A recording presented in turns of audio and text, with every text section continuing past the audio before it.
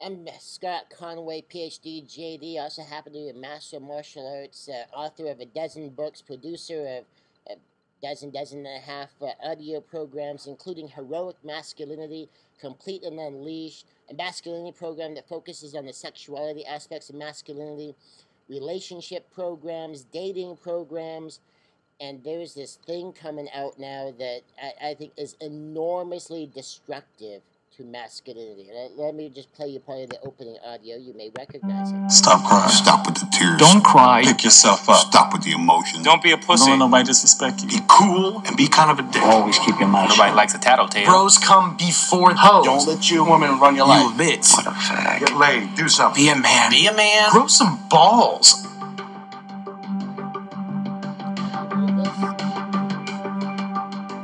The three most destructive words that every man receives when he's a boy is when he's told to be a man.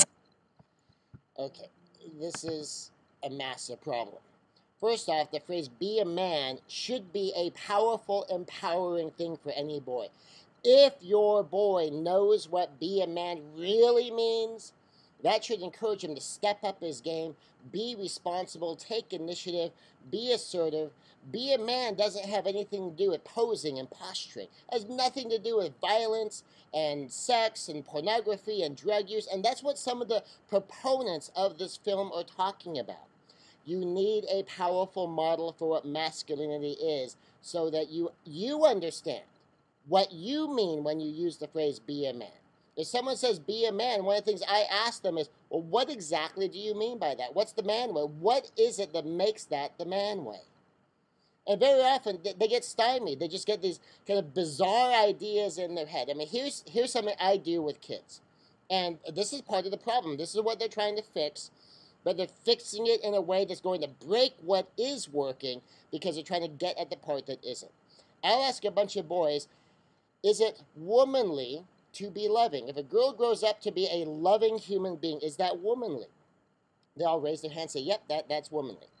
I said, is it manly? If you grow up to be a man, is it manly to be loving? And the only ones who raise their hands seem to be the ones that I train. And I tell, okay, look, I've got my man credentials. I'm a master martial artist. I have the highest rank for someone of my age in my style. Yeah, I've had matches with cage fighters, state level wrestlers, boxers. Yet I can do the fighting thing. I do the regular, I have the education, I have a Ph.D, I have a law degree, I'm a lawyer, I'm trained in conflict. I know how to do these things, and these kids respect me, and they honor me for my strength and my power in that. And so I will remind them that I'm a loving guy. You see me, hug, kiss, and I really love people. I really care about people. Are you saying I'm not a man? But that's not masculine. And of course, you watch them kind of go, whoa, what do I do with that? And sounds like some of the ideas we have of what it means to be a man, the way these ideas come out is, well, I don't want to be a woman. I don't want to be a girl. And they say, okay, whatever they're doing, if I just do the opposite, that must be what it means to be a man. And that's just not true. But when these kids understand what be a man should mean, be a man means take initiative. Be a man means bring in that inviting energy. Be a connecting human being that understands you're dealing with whole people who have whole lives, and you need to get the job done. You need to step out, and you need to make some things happen. You need to be responsible. You need to be powerful and wield that power in a selfless way, and that's what be a man means. Now, here's the great thing about the way I teach this. Men and women both have essentially the same jobs. Men and women can both step out if you know how to do masculinity in a healthy way, you know how to do femininity in a healthy way. Both men and women can step up and they can make things happen and make things happen in a powerful way. They can both be inviting, they can both connect. It's just a matter of how you balance these energies. And you're going to throw out the traditional masculine energy and you're going to focus in on this traditionally feminine energy. What you're going to end up with is a whole bunch of boys that grow up and they don't know what it means to be a man.